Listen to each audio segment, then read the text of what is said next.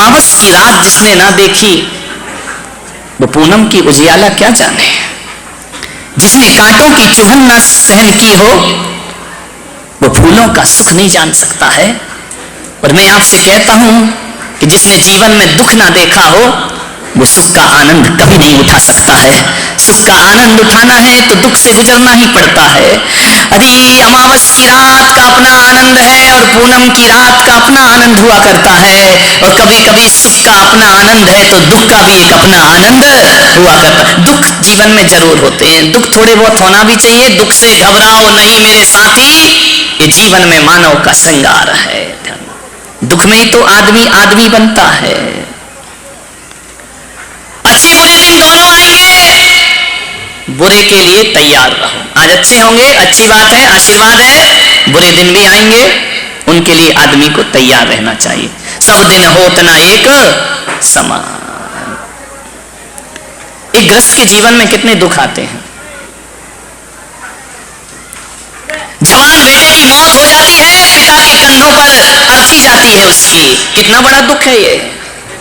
व्यापार फेल हो जाता है, आदमी ऊंचाइयों की सफलता तक पहुंचता है और बीच में ही हार जाता है, लौट आता है।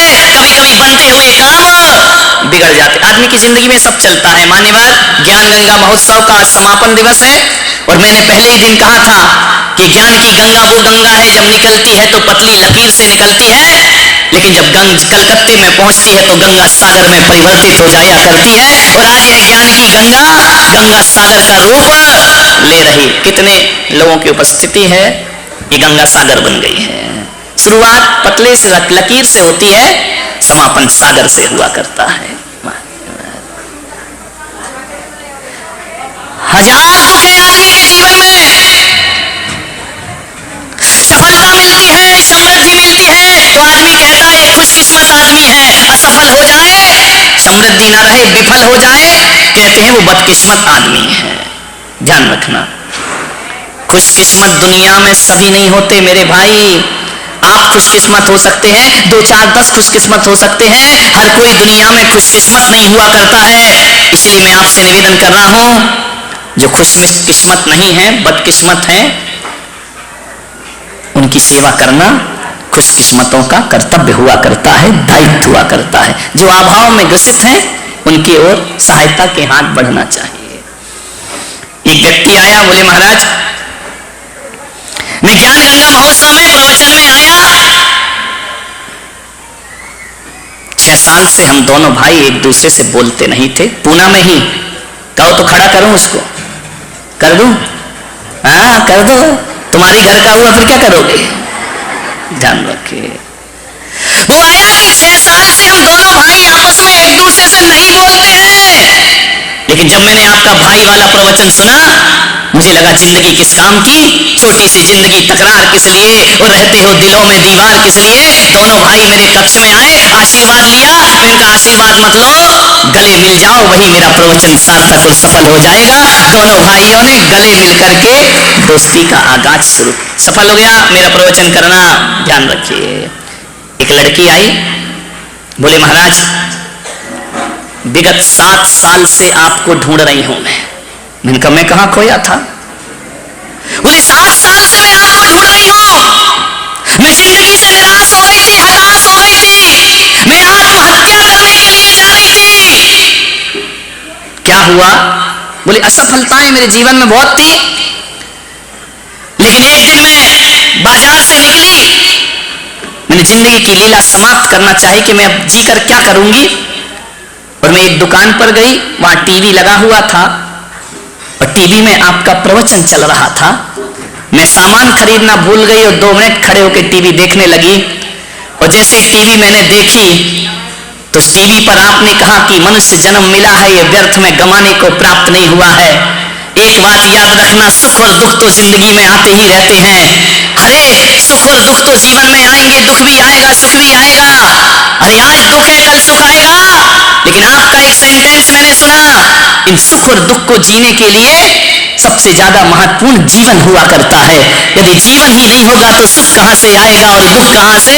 बस उसी दिन मैंने निर्णय लिया कि आत्महत्या नहीं करूंगी। 7 साल से इंतजार कर रही हूं, लेकिन जैसे ही मैंने रास्ते में होर्डिंग देखा, अरे मैं देख करके अचंभित रह गई। ये तो वही संत हैं जिनका मैंने एक सेंटेंस प्रवचन का सुना था। वो मेरे पास आई, उसने आशीर्वाद लिया और साहित्य लेकर के स्टॉल से गई कि मेरी जिंदगी की असली कोई संपदा है तो महाराज आपकी ये किताबें संपदा है जो जीवन का सूत्र दिया करती हैं। मान्यवर, बहुत लोगों में परिवर्तन हुआ है, प्रेम भावना बढ़ी है। अभी कुछ लोग मुझे बता रहे थे कि महाराज इतने दिन से हम पुणे में हैं, हमको कई लोग आज तक हम नहीं पहचानते हैं, लेकिन इस चातुर्मास से पता चला कि पूना में इतने जैन भी रहा करते हैं जिन्हें हम आज तक जानते नहीं। ये ज्ञान गंगा महोत्सव की सफलता है, ध्यान रखिए। ना जाने किस किस को क्या मिला। एक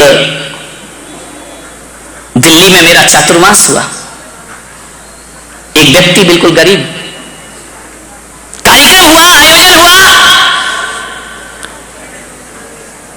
मुझे पता लगा आयोजक लोग लेकर के आए और एक बिल्कुल गरीब साधारण से व्यक्ति से उन्होंने मेरी सभा का दीप प्रज्वलन कराया। सारे लोग देखकर रह गए, आदमी कौन है।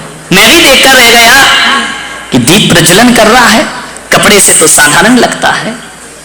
जब उससे पूछा गया कि तुम कौन हो, तो समाज के अध्यक्ष ने मुझे बताया कि महाराज ये आपका टीवी से भक्त बना है, ये आपका प्रवचन से भक्त बना है और दिल्ली की सड़कों पे रिक्शा चलाया करता है।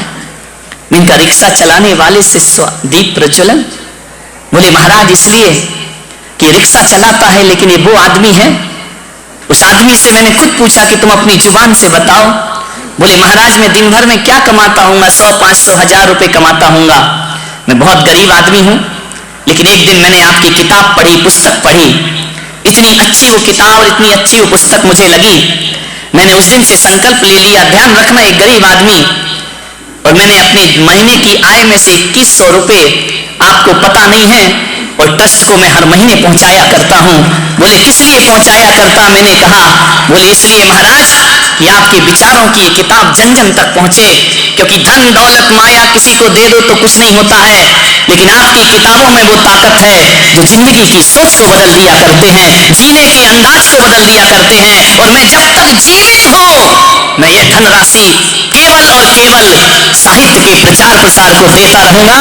मान्यवर हकीकत बताऊं, उस दिन वो 2100 रुपए की राशि मुझे 21 करोड़ से भी ज्यादा वजनदार लगी कि आदमी लोगों की जिंदगी के बारे में सोचा करता है। इबादत करते हैं, पूजा करते हैं, लेकिन एक बात याद रखना पूना वालों, आज ज्ञान गंगा महोत्सव के माध्यम से एक संदेश मैं आपको देने जा रहा हूं। और संदेश इतना ही है कि मैं पुलक सागर कहता हूं कि इबादत करो, पूजा करो, वंदना करो, आराधना करो, लेकिन जहां तक मेरी सोच है कि माला फेरने वाले जो हाथ हुआ करते हैं, धर्म की पोथी पकड़ने वाले हाथ हुआ करते हैं, लोग कहते हैं वो बड़े पवित्र हाथ हुआ करते हैं। मैं पुलक सागर कहता हूं यदि माला फेरने वाले हाथ पवित्र हैं तो मदद करने वाले हाथ उससे भी ज्यादा पवित्र हुआ करते हैं। सेवा करने वाले हाथ माला से ज्यादा पवित्र हुआ करते। मदद करो, लोगों की सहायता करो, मान्यवर, उससे ज्यादा पवित्र होते हैं। जो हाथ लोगों की मदद करते हैं ना, वो हाथ आदमी के हाथ नहीं होते। अभी बताया गया ना, सेठ रसिकलाल मदद के लिए सदा खड़े रहते थे। आप क्या सोचते हो कि कोई रसिकलाल धारीवाल के हाथ थे? वो भगवान जब लोगों पे कृपा करता है ना, तो सीधे हाथ उसके जमीन पर नहीं आते, वो इन जैसे लोगों को अपना हाथ बनाकर जगत की सेवा करवाया करते हैं। संसार की सेवा वो ईश्वरीय हाथ होते हैं। जो किसी के जख्मों पे मलहम लगाते हैं वो ईश्वरीय हाथ होते हैं। जो किसी के सहारे के लिए आगे बढ़ जाए वो भगवान के हाथ। इंसान के बस में ये काम नहीं है। ये तो कोई देवता जैसा पुरुष ही मानव सेवा का काम इस जगत में कर सकता है। ध्यान रखना मान्य। मनुष्य स्वयं एक मंदिर है।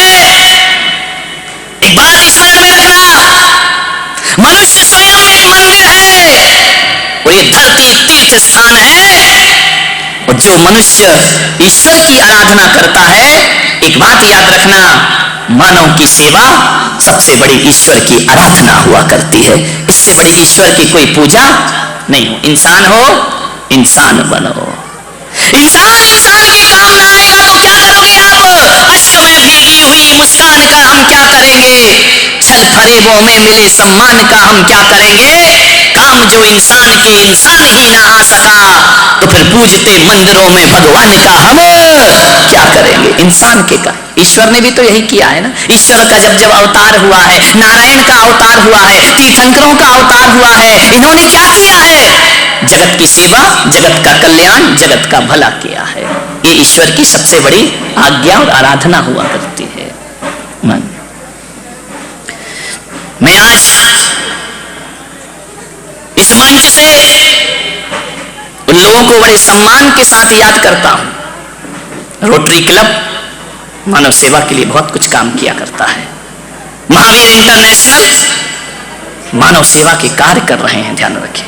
जी तो मानव सेवा का कार्य कर रहा है और मेरे भी निर्देशन में पुलक मंच परिवार मानव सेवा के लिए पूरा जीवन समर्पित करके जी रहा है, ध्यान रखें। मेरा एक भक्त है जोधपुर में, राजस्थान में, जाति का ब्राह्मण है, राजू व्यास उसका नाम है, हेडमास्टर है स्कूल में, उसकी पत्नी नर्स है। उसने मुझसे मंत्र दीक्षा ली है, जानते हो, आपको विश्वास नहीं होगा। उस आदमी ने मेरे से प्रेरणा लेकर के एक एम्बुलेंस तैयार की। कोई ड्राइवर नहीं रखा है, खुद चलाता है, मरीजों को फ्री अस्पताल ले जाता है, फ्री उनके घर पहुंचाता है। और ऐसा ही नहीं कि केवल अस्पताल ले जाना, जितनी बार अस्पताल में डॉक्टर बुलाता है वो वात्सल्य धारा के नाम से वह एम्बुलेंस लेकर के उनकी सेवा करता है। ऐसी उसने एक सौवाहिनी बनाई है, किसी के घर में मौत हो जाए उसके यहाँ की शव यात्रा वो अपनी सौवाहिनी में कराया करता है। मान्यवर उसने भूखों को भोजन देने का काम किया है। मान्यवर बहुत से प्रकल्प चल रहे हैं पुलक मंच परिवार की तरफ से मानव से। आज भी दिल्ली में 1000 लोगों को पुलक मंच परिवार निःशुल्क भोजन कराया करता है। ध्यान भूखे लोगों को जिनके पास भोजन नहीं हुआ करता है, ध्यान रखें। मानव सेवा करिए। जिन्होंने दुख नहीं देखा वो दूसरों के दर्द को नहीं बांट सकता है जीवन में, इसलिए भगवान जिंदगी में थोड़ा थोड़ा दुख भी प्रदान किया करता है। एक मां थी बहुत गरीब, निर्धन थी, कुछ नहीं था उसके पास। उसका एक बेटा था। वह मां हमेशा दुखी रहती थी कि मैंने तो अपनी जिंदगी गुजार ली, इस बेटे का क्या होगा? इसका तो अभी जीवन शुरू हो रहा है। बड़ी दुखी थी। एक दिन उसने अपने बेटे से कहा कि बेटा एक काम कर, जंगल में तपोवन में एक पहुंचे हुए संत आए हैं, जा उनसे एक प्रश्न पूछ करके आ। उसने कहा मां तू क्यों मुझे जंगल में भेज रही है? संतों से क्या प्रश्न करना? वो बैरागी लोग, वो सन्यासी लोग हमारे जीवन की समस्याएं। मां तूने मुझे इतना मजबूत बना दिया है, ऐसे संस्कार तूने मुझे दिए हैं कि मैं अमीरी के कभी ख्वाब नहीं देखा करता हूं। मां ने कहा बेटा मैं मां हूं, तू मेरे कहने से एक बार उस संत के पास चला जा। बच्चे ने कहा तू कह रही है मां तो मैं जाऊंगा। मांगना कुछ मत, मैंने तुझे सिखाया है कि गरीबी के दिन जी लेना, लेकिन किसी के सामने हाथ फैला। मांगना कुछ मत, बस जाना और एक प्रश्न पूछ के आना अपनी मां का। बच्चे ने कहा मां बोल क्या प्रश्न पूछना है? बोले जाकर के पूछना कि हे संत जी, हे मनीषी, हे साधु संत, हे महात्मा, जरा एक बात तो बता दो। मेरी मां ने पूछा है कि हमारे दुख के दिन कभी खत्म होंगे या नहीं होंगे। और कुछ मत पूछना, ये मत पूछना कि दुख का दिन खत्म कैसे करूं। बड़ी स्वाभिमानी मां रही, भेज दिया उसने संत के पास। बच्चा चला, पूना से ही चला होगा। कहां से चला हूं? बोलो पुणे से चला, जहां की खा रहे वहीं की बजाओ। पूना से चला वो बच्चा। पहले का जमाना था, पुराना जमाना था, गाड़ियां नहीं थी, और गाड़ियां थी तो गरीब के नसीब में गाड़ियां कहां होती। वह तो पैदल ही जाएगा, पैदल ही पैदल जा रहा था, चला जा रहा था, चला जा रहा था। मां की एक सौगात लिए चला जा रहा था, एक प्रश्न संत से पूछ करके आना है। बहुत दूर जंगल था, चला गया जंगल में। शाम होने लगी, रात गिरने लगी, गोधूली की बेला पशु घर वापस आ रहे हैं, वो पैदल जा रहा है, एक सेठानी के घर वो पहुंचा। सेठानी से कहा कि सेठानी, तुम्हारा इतना बड़ा मकान है, इतनी बड़ी हवेली है, मैं पैदल किसी संत के पास जा रहा हूं, क्या आज की रात तुम्हारे घर के बरामदे में गुजार सकता हूं? सेठानी बड़ी दयालु थी, धार्मिक प्रवृत्ति की थी। उसने कहा बेटा रात गुजारो, आओ विश्राम करो, रहो यहां आराम से। बोले रहना नहीं है, रात गुजारना है। सेठानी ने कहा सो जाओ। उसका रात में विश्राम कराया, सुबह जाने लगा तो सेठानी ने पूछा कि बेटा तुम ये तो बताओ तुम जा कहां रहे हो? बोले मैं एक संत के पास जा रहा हूं और मेरी मां ने एक प्रश्न पूछा है, उस प्रश्न का उत्तर लेने, बहुत बड़े संत हैं, पहुंचे हुए संत हैं, उसका उत्तर लेने में जा रहा हूं। सेठानी ने कहा संत के पास जा रहे? बोले हाँ। बोले बेटा तू मां का प्रश्न लेके जा रहा है, एक प्रश्न मेरा भी पूछ आना। अरे उसने कहा भाई गरीब पूछे तो पूछे, ये अमीर पूछ रही है प्रश्न। बोले एक प्रश्न मेरा भी पूछ लेना। लड़का बड़ा संस्कारी था, उसने कहा कि मां तेरे घर में मैंने रात बिताई है, जो प्रश्न कहेगी मैं पूछूंगा, जरूर पूछूंगा, प्रश्न ही तो पूछना है। बोले बस पूछ के आ जाना। बोले क्या प्रश्न है? बोले बस जाके संत जी से पूछना मेरी जो बेटी है वो बोलती नहीं है, जन्म से ही नहीं बोलती है, इतना पूछना, मैं मां हूं, मेरी चिंता है कि बेटी बोलेगी या नहीं बोलेगी, इसका विवाह होगा या नहीं हो, दो ही चिंता रहती है माँ बाप को। बोले ठीक है सेठानी, मैं जाके जरूर पूछूंगा। आगे बढ़ा, जैसे चलते गया 12-1 बज गए, प्यास लगी बड़ी जोर से, पानी की जरूरत थी उसे। क्या देखता है एक जंगल में एक पेड़ के नीचे कोई महात्मा बैठे हुए हैं। महात्मा से जाकर देखा कि महात्मा के कमंडल में जल भरा हुआ है। उसने महात्मा से कहा कि संत जी 2 अंजलि पानी पिला दो, मुझे बहुत प्यास लगी है। संत हृदय था, बोले लो बच्चे पानी पियो, मैं तुम्हें प्यास बुझाता हूं तुम्हारी। लेकिन एक बात तो बताओ बेटा, तुमको मैंने पहली बार देखा है, तुम जा कहां रहे हो? बोले बहुत पहुंचे हुए महायोगी आए हैं, मेरी मां ने भेजा है कि जाके उनसे एक प्रश्न पूछ के। अरे उसने कहा एक काम कर बेटा, एक प्रश्न, हाँ ये तो दुनिया में लाइन लगी है, क्या करोगे प्रश्नों की, हर जगह जहां चले जाओ वहीं कोई ना कोई प्रश्न, समस्या सब जगह है जीवन में, चाहे कहीं भी जाओ। उसने कहा बाबा जी तुमको क्या समस्या है? बोले बस मेरा एक प्रश्न पूछ लेना कि 25 साल से साधना कर रहा हूं, मुझे ज्ञान की प्राप्ति क्यों नहीं होती है, जाके पूछ लेना। उसने कहा भाई कितने गम है इस दुनिया में, ग्रस्त को गम हो तो हो, साधु संतों को भी दुख लगा हुआ। आगे बढ़ा, प्यास के बाद अब क्या लगेगी? हाँ सुरेंद्र कुमार जी ऐसा लग रहा है तुम ही जा रहे थे। बोले अब भूख लगेगी। आगे बढ़ा, बढ़ते गया, दोपहर हो गई, 3 बज गए, बड़ी जोरों से उसे भूख लगी। रास्ते में एक किसान था, हल चला रहा था, उसकी पत्नी कपड़े में बांध करके रोटी और भाजी लेकर के आती है, सब्जी लेकर के आती है अपने पति के लिए। इसे भूख लगी थी, ये टकटकी लगाए देख रहा था। किसान ने कहा क्यों रे, भूखा है क्या? बोले हाँ, ले रोटी खा। ध्यान रखना क्या जमाना था पहले का कि कोई भूखा होता था तो अपनी थाली का भोजन उसको दे दिया करते थे। संत एकनाथ जी महाराज भोजन करने के लिए बैठे, हाथ पैर का मुख का आचमन किया, ध्यान लगाकर बैठे, भोजन की थाली सामने रखी है, और भोजन की थाली रख के आंख बंद करके प्रभु का ध्यान कर रहे। आंख खोली तो क्या देखते हैं संत एकनाथ, कुत्ता रोटी लेकर के भाग गया। संत ने आंखें खोली, थाली खाली, रोटी गायब। अरे उन्होंने कहा कहां गई मेरी रोटी, मैं तो परमात्मा का ध्यान कर रहा था और वो कुत्ता रोटी लेकर के।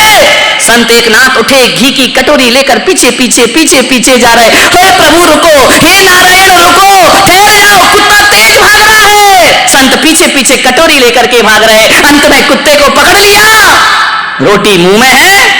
संत एकनाथ, लोगों ने कहा कैसा संत है, कुत्ते से रोटी छुड़ाने को भाग रहा है। पीछे पीछे गए, जाकर के हाथ जोड़ा उस कुत्ते के, हे नारायण।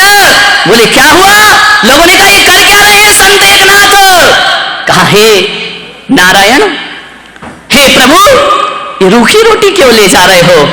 घी तो छोड़ गए हो, ये घी की कटोरी लो, लाओ तुम्हारी रोटी में घी लगा देता हूँ, घी लगी रोटियां खाइए। अरे लोगों ने कहा संत जी क्या कर रहे हैं आप, कुत्ते को घी लगा रहे हैं। मालूम है हमारे देश की संस्कृति सभ्यता और मनीषी कहती है, संत के मुंह से निकला, वारे प्रभु क्या ओढ़नी उड़ाई मुझे इंसान की, तो तुमने शकल बना ली स्वान की। हम तो वो लोग हैं जो जानवरों में भी भगवान के दर्शन किया। संत एकनाथ रोटी छीनने नहीं भागे, संत एकनाथ भागे कि घी लगी रोटी खाओ, तुम्हारा जीवन का आनंद आ जाएगा। तुमको ध्यान रखें। मान्य